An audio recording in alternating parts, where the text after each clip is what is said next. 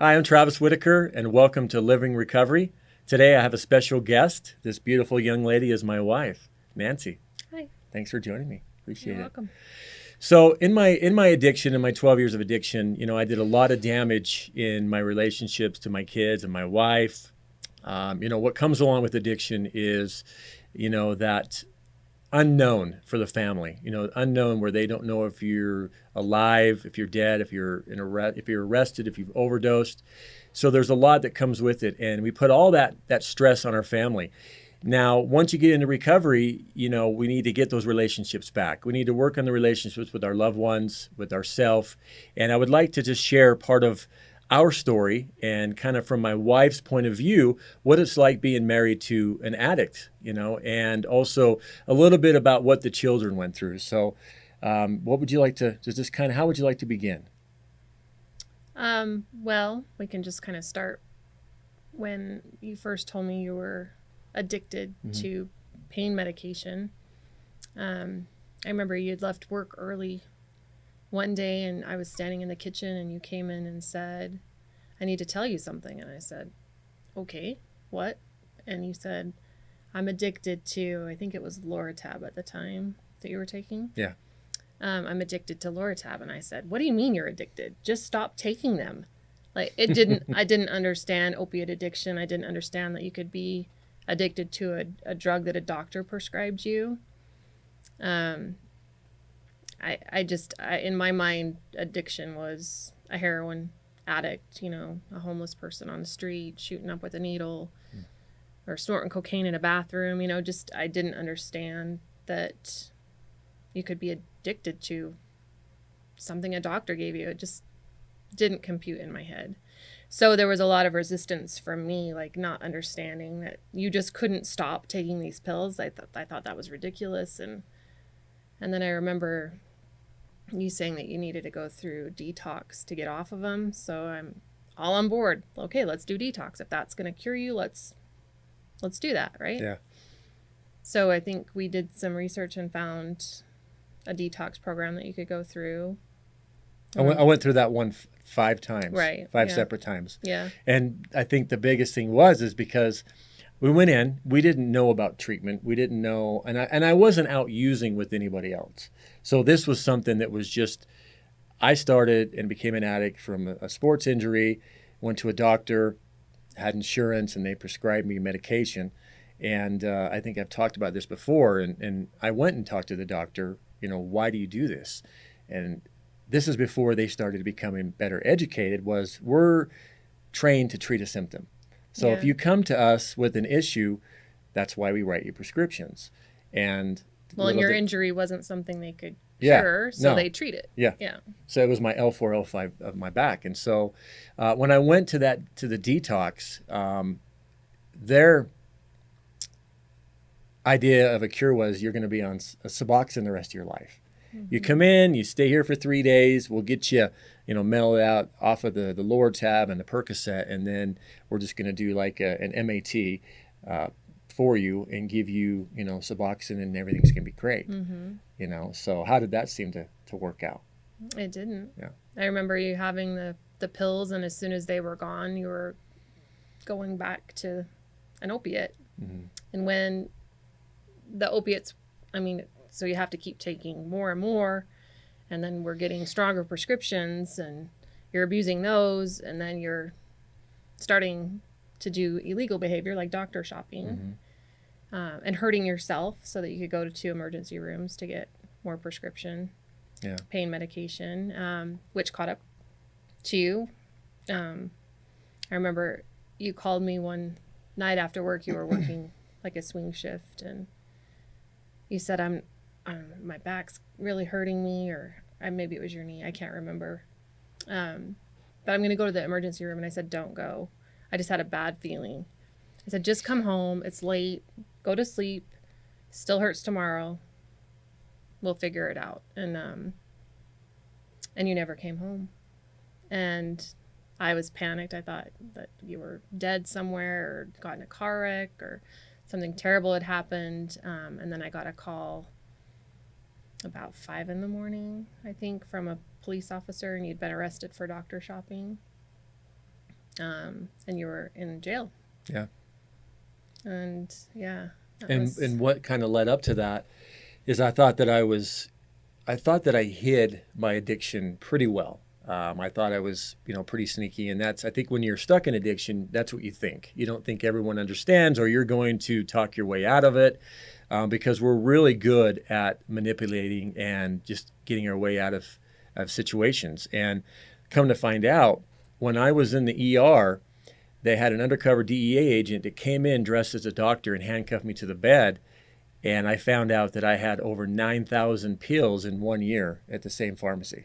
because they run a doppel. Yeah, because they ran a doppel on me. And because this is a point, I think 2007, when you have pharmacies getting robbed, you have more and more people that are, doctor shopping, going to Instacares trying to get medication.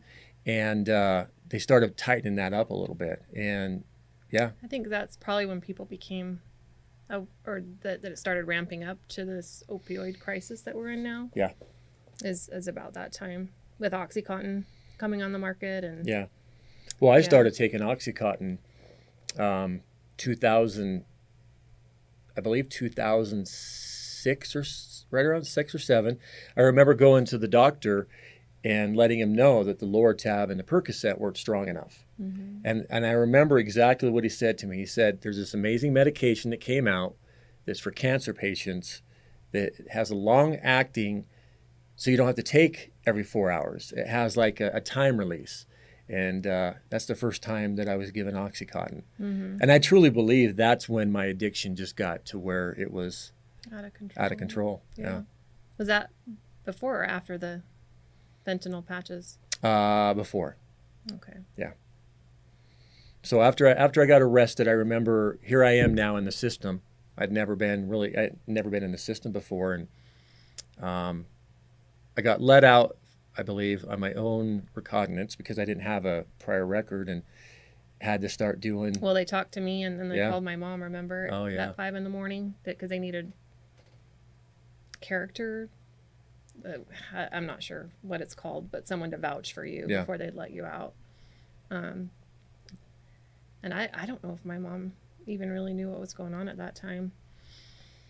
And you think that would have been my bottom, but that was just really the beginning. No, you dug. Yeah. You dug a lot deeper. Yeah. After that, it was still at the same job.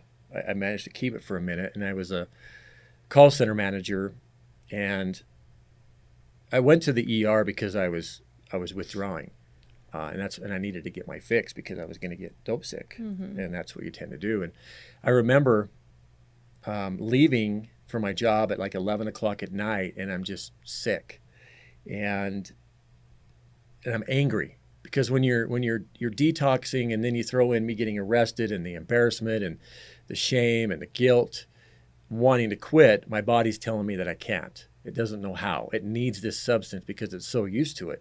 And I remember in the Pontiac Grand Prix coming around a corner doing about 60 miles an hour because I'm so upset and so just sick that I wanted to end it. Like I wanted out. I didn't know how to, you know what I mean? And I hit a tree, and that's when I hurt my knee.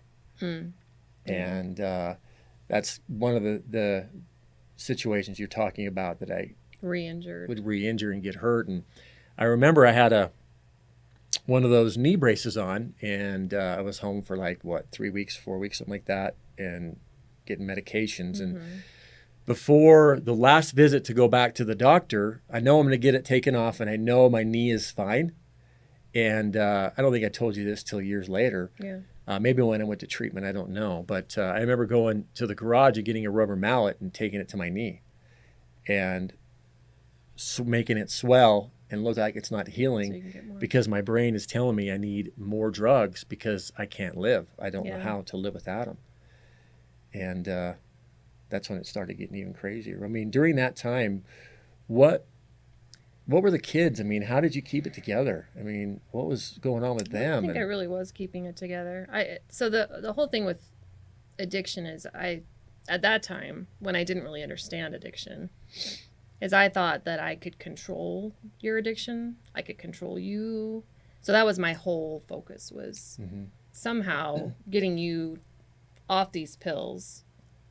And if I loved you enough, if I yelled at you enough, if I made you happy, if I made you see what all this great stuff in our life, like we have these beautiful kids and a house and all these good things, and you just couldn't see any of that. Like, Man. And I thought if I could make you see what you did have instead of focusing on what you didn't have, which was what you were doing at the time, that you'd get better. And it's just this vicious cycle. Like, so you'd go through detox and, there's this glimmer of hope. And I could see, I call you my Travis because the other Travis I didn't know. But I would see that glimmer of hope of that person that I married. And then it would just disappear again into this person I didn't know. I tell people all the time, you literally were a different person. Like, you sounded different, you looked different. It was just like a monster took over you. So it was just me hoping and me trying so hard to fix you for years, like, and just waiting for that other shoe to drop. Like, I was on edge all the time, like in hypervigilant, mode and survival mode. And I think our kids knew, especially our oldest, knew what was going on. He was a young teenager. Our girls, I don't think they understood as much, but they knew there was a lot of like chaos and just a lot of upheaval in our house. It wasn't a peaceful place. How can it be when your dad's getting in car wrecks all the time? The cops are at the house all the time.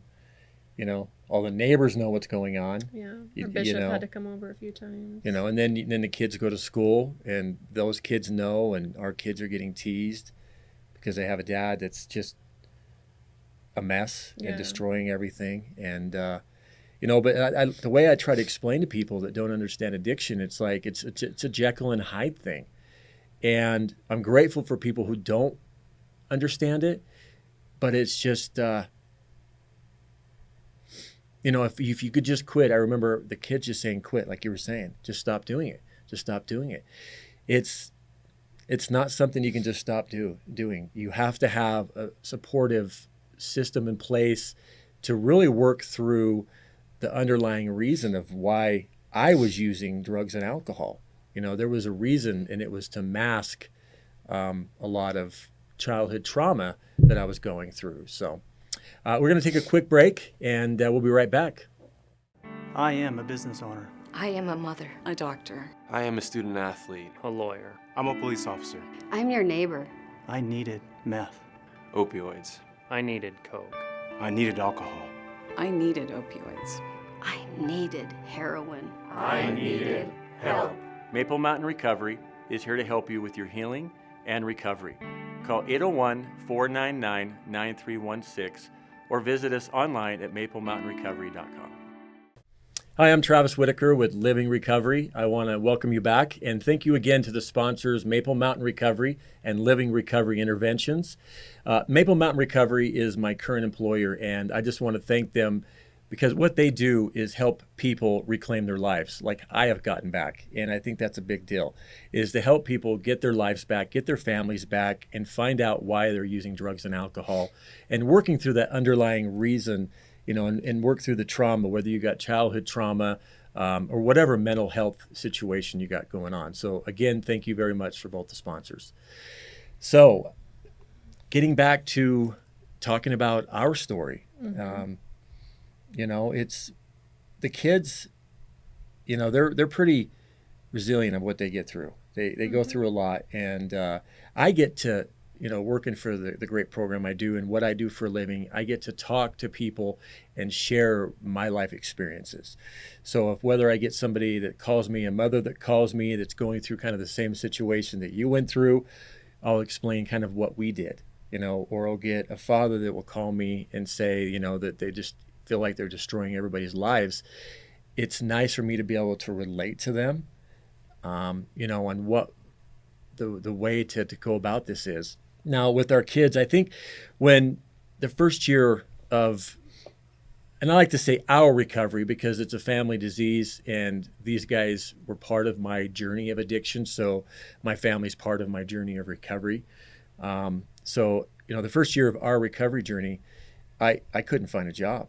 I had gotten to the place where we had worked on some stuff in treatment. I couldn't find a job, and I was still feeling, kind of like worthless a little bit. And what was through your mind that first year? Well, before you went to treatment, I had decided I was going to stop enabling you. I didn't even know what it was called at that point, but I knew I couldn't live that way anymore. So you had totaled your truck going out to Wendover again when you were high. Yeah. On a lot of Xanax, and I mean a lot of Xanax. The car or the truck? The truck. Okay. The second. The first one was a truck. The 2007. Oh, sorry. It was the car then. Yeah. I apologize. It's hard to keep track of all of it. I know. So the car, it was the second, time that you had totaled a car going out to Wendover when you were high. But I just gave up, and that was the first time I let go and let God. I couldn't do it anymore. I couldn't survive. I'd become mentally ill, physically ill. I had lost like 30 pounds because I was so sick I couldn't keep food down, and just so much anxiety. And I could see the damage it was starting to have on our kids. So I was done. I was just like, I'm done. You've figured this out. I can't do it anymore. Can't save you. You have to save yourself. Yeah. So I did help. I guess I helped you get into treatment because you had finally decided that you wanted to go. So we got you into a program that you completed 95 days. And at first I was going on family days for our kids, kind of to learn about addiction and how we could get you back healthy. Right. But that didn't mean I was going to take you back. Yeah. Into our marriage. But then, towards the end, well, I'd say midway, I remember you walked into the family group day, and the light was back in your eyes, and I was like, there he is. He's back. So again, I had so much hope that day, and decided that you were working so hard in treatment that I decided that I was gonna work hard on our marriage. And at that time I didn't really understand the whole enabling and codependency and how sick I had become. Really, it was more of a focus on you and treatment. And family groups, I mean, they're helpful. I mean, they're there to educate you, and I did learn a lot, but it wasn't enough to help me really break that enabling that I had become so accustomed to doing. And I didn't have healthy boundaries. And so when you came home, at first everything was great, but then, like you said, you couldn't get a job, you couldn't drive because you had a seizure coming off of some medication. I think that was Xanax, right? I had the seizure before my license was suspended because of the car wreck. Okay. Yeah. So let's go back. Let's just go back a little bit. So let's go back to right before the car wreck to kind of tie it all in together. So the things I remember is that so I had 120 Xanax a month, and the pharmacy I used messed up, and I go to get it filled, and I have 2 bottles of 120. So I had 240 Xanax that the pharmacy let me walk out with. And I believe it was like a Thursday. And I was so in a place of, I don't even know who I was. I mean, it was, I don't know, it was like Dr. Jekyll and Mr. Hyde. I was two just different people. And we were fighting a lot because I was a mess. And I think I would transfer and blame everybody else because I didn't know how to own me not being happy or what I was going through. So it was everybody else's fault. Yeah. And over a 3 or 4 day period, I had taken all 240 of them and got behind the wheel of a car and left to Wendover. And this is the second wreck within 2 years of this happening. And what I do remember is I was driving 120 miles an hour, window down, cruise on. That's what I remember. And then I guess they're pulling me out of a car. I had rolled several times, and then I'm at the hospital in Tooele. And what I remember, and I share this every day with people that are struggling to get into treatment, and I truly believe this changed the direction in my life, is that I was looking down at myself. I was hovering above my body, looking down, and they were bringing me back to life. And my guardian angel smacked me in the back of the head. And I remember looking around, just kind of like not knowing what's taking place. And my guardian angel says, you got 3 choices. And I'm just like, what? He goes, you got 3 choices because I'm exhausted. I'm done with you. Is 1, you're going to choose recovery. 2, I'm going to let you die. Or 3, you're going to end up killing somebody and you're going to spend the rest of your life in prison. I mean, that's where you're at in this addiction. And I remember I chose recovery. And I don't know what happened after that, but all of a sudden the cops kicked me out of the hospital. And I remember walking home, and I asked a guy at a car dealership in Tooele to give me a ride home. And I got home, and the cops were waiting there. You were done. Mm-hmm. I packed my clothes up, and my best friend came and went and stayed with them for 2 weeks while you helped get me into treatment and reaching out to some special people. And the weirdest thing is, during that time, I'm just like, I got to do it because I don't know how to live, and I'm destroying everything around me. And really, you should have been dead. Taking that many I should have been Xanax, dead several times. crashing the car, not going through withdrawals. No. I mean, it really is a miracle. Yeah. And I always say that you were saved for a purpose. And I always believed that this is where you were supposed to be, working with other addicts. And I definitely think you were saved for this purpose. Yeah. But another thing I want to talk about is that once you get into recovery, it's not supposed to be easy. And we had, that first year was rough. I wasn't able to get the first year. Well, I mean, the first year I couldn't get a job. Right.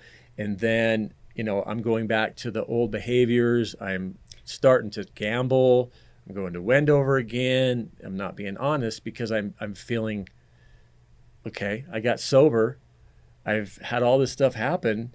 Why am I not So there was flourishing? a couple mistakes that we both made. Mm-hmm. You weren't working in aftercare program, and I remember saying you should be going to aftercare. Of course, I wasn't getting any help at that time either. I needed some type of help as well, but I thought I was perfect, and this was all your problem, and you're doing, and you need to get fixed.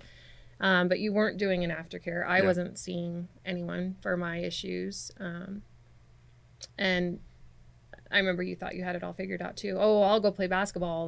That's therapy for me, or I'll do this. And really, it was the destructive behavior started to creep back in. So like the borrowing or stealing of money, and pawning anything we had of values in our house, our TV, my wedding ring eventually, his wedding ring, to support this gambling habit. And I mean, Wendover, even to this day, if I hear someone say Wendover, I cringe. It's a place I never want to go to, because every time there was an episode, he was going to Wendover, and still, even after the drug and alcohol, going to Wendover and gambling. And it just, I remember one of the last times he was out there, he got pulled over for speeding or something and got arrested because he had a warrant. And my headlights weren't on. I was like, the universe is screaming at you, like, don't come here anymore. This is a bad place for you.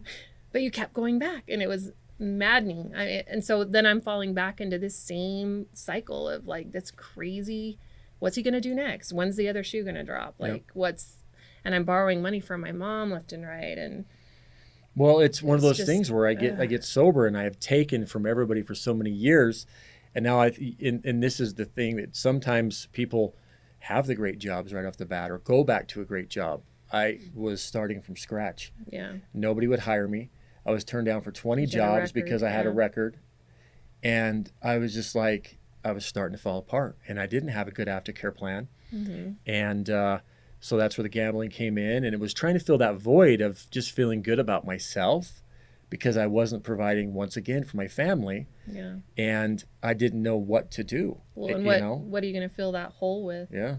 That should be filled with goodness and a joy for life and grateful for what you have, and you still didn't understand how to fill that hole. Well, and also, it takes 5 years for your brain to fully develop, from to heal. the destruction that you're doing to your body. So I wasn't, even though the drugs and alcohol were removed, I wasn't able to make good decisions, Yeah. But we eventually got to the place where I got a job, things started getting better. I had to get honest again. And I didn't go back to drugs and alcohol, but I had with the gambling. And it's one of those things in recovery. I had to find my purpose and my way and get us healing. And, we started doing well, and then we split up for a few years. Well, I don't think we were ever doing well. Well, we were. After treatment. Yeah. It just was a slow, steady decline to where we ended up. Because even after you found a job, I remember you got MRSA in your elbow. Yeah. And you lost that job because you didn't like the job, and I don't think it was fulfilling for you, and so you're kind of milking the hole. My elbows hurt. I had to have all these surgeries. I can't go back to work, so you ended up losing that job, and you were still like borrowing money against like title companies against our cars that I didn't know about, and just trying to like support our family, but in the wrong of ways, like such bad choices. And so we ended up it was a lightning bolt just went through me one morning after we had a pretty bad episode with our son, and I was done. Well, we're sitting here, we're coming up on 26 years of marriage, and we found a way to work on each other and get our lives back and get our kids, in a healthy spot. And I think that's one of the messages we want to share today, is that don't give up. If it's a right thing for you to do, get the help you need. Talk to each other, work through it, and professional help. Get your life on track. So thank you so much today for joining us on Living Recovery. My name is Travis Whittaker. Thank you to my beautiful wife, Nancy Whittaker. Thank you. Thanks for joining me. Yeah, thanks for having me. I love her very much. Have a good day.